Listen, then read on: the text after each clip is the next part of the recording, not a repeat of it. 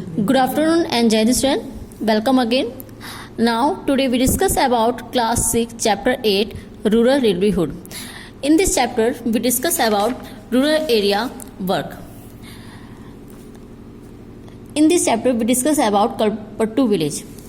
कलपट्टू एक छोटा सा विलेज है तमिलनाडु का, जहाँ के जो वर्कर्स हैं, जो पब्लिक है, वो अपनी अर्निंग किस तरह करती है. वो ओनली फार्मिंग पे डिपेंड नहीं है. वो अर्निंग के लिए क्या करती है.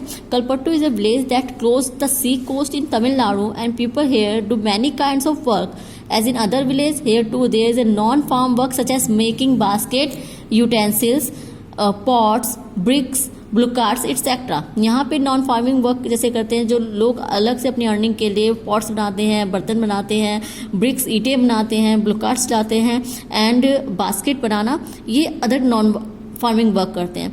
इस चैप्टर में हम 3 टाइप्स के वर्कर की बात करेंगे. लाइक तुलसी एक फार्मर लेबर है जिसके पास जो दूसरे के ज़मीनों पे जाके वर्क करती है, दूसरे के लैंड पे जाके वर्क करती है और उसको पर डे का ओनली 40 रुपीज़ उसको पे दी जाती है. रामलिंगम एक बड़ा किसान है जिसके पास लैंड बहुत ज़्यादा है.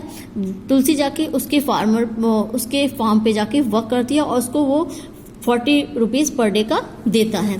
इसी तरह एक दूसरी स्टोरी है, वो है सीकर की. सीकर के पास जो लैंड है वो काफ़ी कम लैंड है.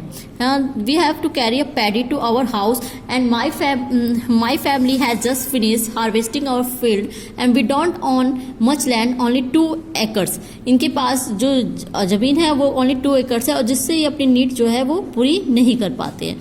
ठीक है, इसके लिए वो क्या करता है, इसके लिए वो दूसरों की जो फील्ड है उनमें जाके वर्क करते हैं और उससे अपनी अर्निंग पूरी करते हैं. और फुल ईयर जब उसके पास वर्क नहीं रहता है तो वो क्या करता है, वो जाके जो ट्रेडर्स हैं उनसे पैसे उधार लेता है और अपने घर की जो नीड है उनको पूरा करता है. The traders gave me seed and fertilizer as a loan.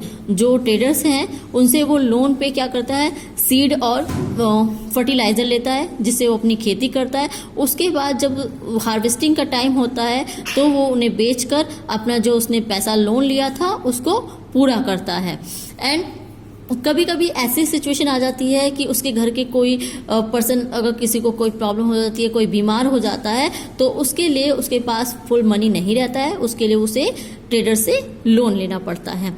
और अब हमने इन 3 टाइप्स की स्टोरी में देखा कि जो लोग थे वो अपनी अर्निंग के लिए ओनली फार्मिंग, उनकी जो नीड है उसको पूरा नहीं कर पाती है. ठीक है, 3 टाइप्स के लोग हैं. अभी हमने 2 टाइप्स के बारे में रीड करा है, शेखर के बारे में और तुलसी के. थर्ड है रामलिंगम एक रिच पर्सन बिकॉज उसके पास जो लैंड है वो काफ़ी ज़्यादा है. In addition to land Ramalingam family own a rice mill, और इस कारण जो रामलिंगम है उसके पास राइस मिल है, उसकी शॉप है जिसपे उस सीड्स और पेस्टिसाइड बेचता है. ठीक है, जिनके पास ज़्यादा ज़मीन है वो उससे क्या करते हैं, उन्होंने अदर बिजनेस भी कर रखा है जैसे राइस मिल बनाना, शॉप, सीड की शॉप, पेस्टिसाइड वगैरह ये सब बेचने के, और वो दूसरों को पैसे भी उधार देता है, लोन पे देता है. बट इंडिया में इस टाइप के ओनली 20% फार्मर हैं और जो 80% फार्मर हैं वो कैसे हैं, वो 80% फार्मर जो है काफ़ी बिलो, उनकी जो सैलरी है काफ़ी बिलो है बिकॉज उनके पास जो लैंड है बहुत ही कम है जो उनकी नीड्स को पूरा नहीं कर पाती. इंडिया की 5 फैमिली में से 5 रूरल फैमिली में से 1 फैमिली ऐसी होती है जिनके पास खुद की लैंड नहीं है, वो ओनली लैंड लेबर है, यानी वो दूसरों की फील्ड में जाके काम करते हैं और उसी से अपनी जो अर्निंग है उसको पूरा करते हैं, जो अपनी नीड है उसको पूरा करते हैं.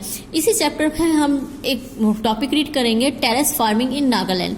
नागालैंड एक हिली एरिया है. यहाँ का एक विलेज है सिजामी, जहाँ पे खेती करने के लिए प्रॉपर लैंड नहीं है. तो यहाँ के जो विलेज के लोग हैं वो क्या करते हैं, वो टेरेस फार्मिंग करते हैं. टेरेस फार्मिंग यानी वो हिल्स को कट कर देते हैं और उसको स्टेयर्स में बना देते हैं.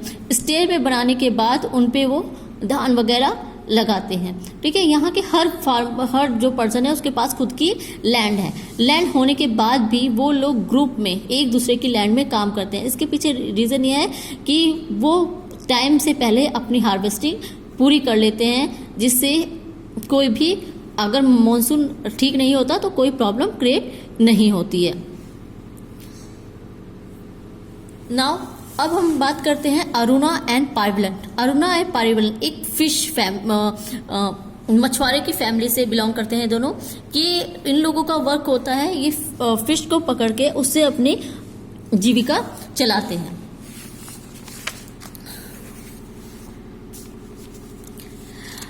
और काफ़ी टाइम 4 मंथ्स ऐसे होते हैं, मॉनसून का जब टाइम आता है, every year for at least about 4 months during the monsoon they can not go the sea because this is when the fish breed. 4 months ऐसे होते हैं जब मॉनसून टाइम होता है तब ये फिश नहीं पकड़ते हैं, बिकॉज उस टाइम में जो फिश होती हैं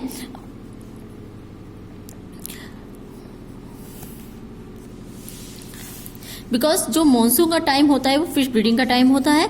now borrowing from the traders because, और इस टाइम में जो मछुआरे होते हैं उनके पास कोई वर्क नहीं होता, और ऐसे टाइम में उनकी नीड को पूरा करने के लिए, जब उनके पास कोई वर्क नहीं होगा तो वो अपनी नीड को पूरा करने के लिए क्या करते हैं, ट्रेडर से मनी बोरो करते हैं, उधार लेते हैं और अपनी नीड को पूरा करते हैं। और कभी ऐसे भी लास्ट ईयर ऐसी भी प्रॉब्लम क्रिएट हुई थी जब सुनामी आया था, तो काफ़ी सारे मछुआरे ऐसे थे जिनके पास काफ़ी लंबे टाइम तक कोई वर्क नहीं रह गया था, बिकॉज उनको सी के पास नहीं जाने दिया था।